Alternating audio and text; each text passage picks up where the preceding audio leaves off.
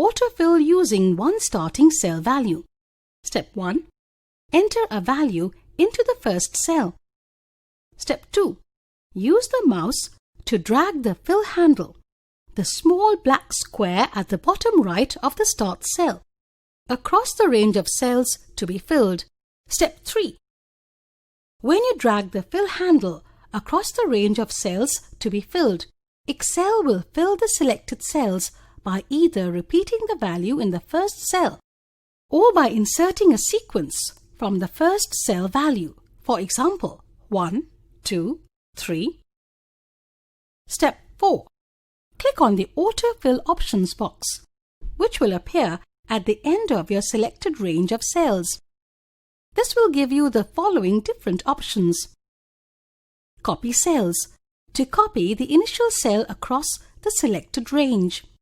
Fill series, to fill the selected range with a series starting with the initial cell value.